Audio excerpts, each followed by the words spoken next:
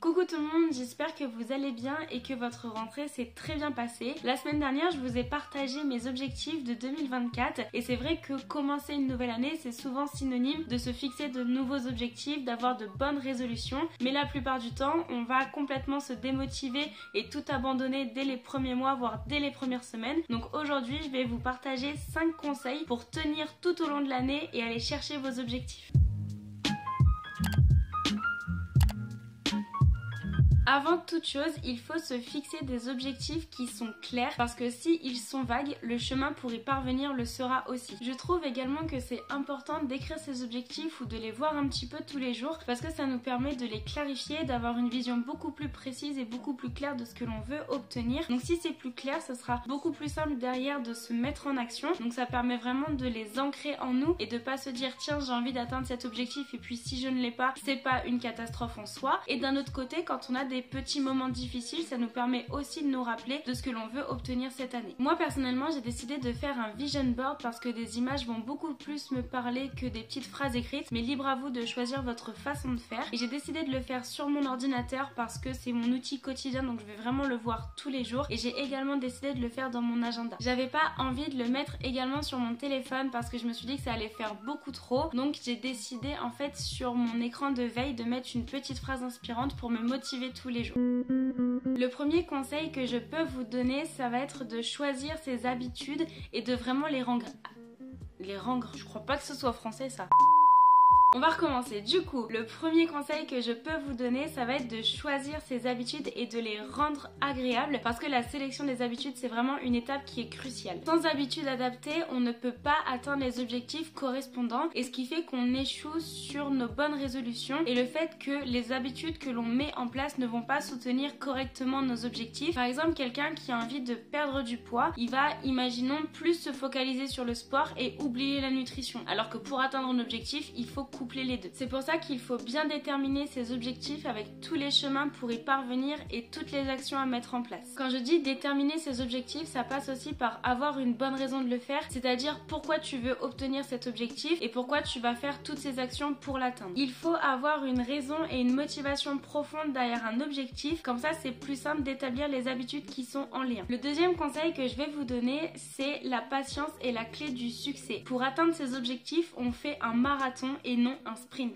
Rappelez-vous qu'il faut 21 jours pour créer une nouvelle habitude et 90 jours pour en faire un nouveau mode de vie. Donc ne vous inquiétez absolument pas du temps que vous allez mettre pour prendre cette habitude et surtout ne vous comparez pas aux autres. Parce qu'il y a des personnes qui adoptent plus facilement des habitudes, parce qu'il y a des habitudes qui prennent plus de temps que d'autres et c'est tout. Ne vous prenez pas la tête et ne vous comparez pas. Vous allez dépenser trop d'énergie à vous inquiéter du temps et vous allez détourner votre attention de ce qui est réellement important. Le troisième conseil, c'est la méthode des petits pas, c'est-à-dire piano, autrement dit doucement. J'entends par là que les grands résultats proviennent de nombreuses petites victoires. Par exemple, un sportif va devenir champion du monde grâce à des entraînements réguliers, une influenceuse devient connue à force de pratiquer, donc il faut vraiment y aller petit à petit. Les petits changements vont nous demander moins d'énergie et donc ça va éviter la résistance au changement et le découragement. Le quatrième conseil que je vais vous donner, c'est de découper ses gros objectifs en plus petits et de suivre sa progression. Par exemple, cette année j'ai envie d'apprendre l'italien, et bien je vais regarder s'il y a des professeurs autour de chez moi. S'il y en a pas, est-ce que je peux prendre des cours en ligne? Sinon je vais chercher une application pour faire 10 minutes d'italien tous les jours et je vais pouvoir suivre ma progression avec un habit tracker par exemple. La complexité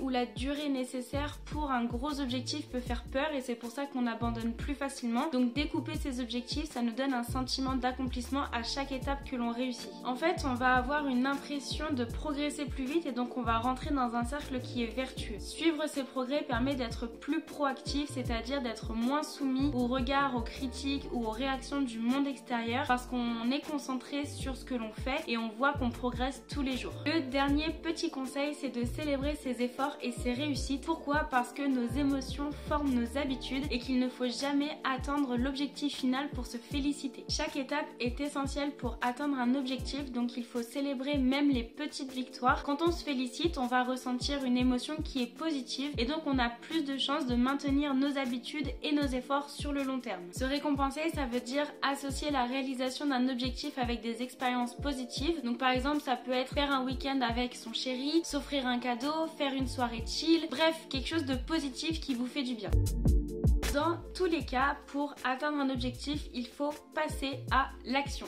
Parce que sans action, un objectif reste une pensée. Pour cela, il faut une bonne organisation pour éviter toute friction et il faut savoir s'entourer des bonnes personnes. C'est-à-dire les personnes qui vont te tirer vers le haut et les personnes qui vont te dire ce que tu as besoin d'entendre pour grandir et non ce que tu as envie d'entendre. Donc pour atteindre un objectif, il faut de la constance mais aussi de la persévérance parce que tout ne vient pas comme ça en claquant des doigts. Mais attention, je vous vois tous venir, vous allez tous travailler sûrement comme des acharnés pour atteindre vos objectifs, mais il ne faut pas oublier de prendre du temps pour soi. C'est ok de ne pas être tout le temps productif, on est des humains, on a besoin de souffler et puis de toute façon être tout le temps dans l'action est contre-productif, on va s'essouffler et on va se démotiver au fil du temps. Prenez des moments off quand vous en sentez le besoin et je vous conseille chaque dimanche de les planifier dans votre agenda pour déconnecter et surtout pour être sûr de les faire. Parce que je vous vois tous là, vous dites oui je vais prendre du temps pour moi, blablabla, la semaine arrive, vous faites tout ce que vous avez à faire, vous oubliez de prendre ce moment pour vous. Donc au cours du temps, votre mental il fait tout. Votre cerveau il fait. Et ça c'est pas ce que l'on veut pour cette année. Donc planifiez ces moments rien qu'à vous. Ça peut être de la lecture, de l'écriture, écouter de la musique, chanter. Ça peut être regarder une série, inviter vos copines pour faire une soirée pyjama ou une soirée skincare. Peu importe, mais faites quelque chose que vous aimez mais que vous ne prenez jamais le temps de faire.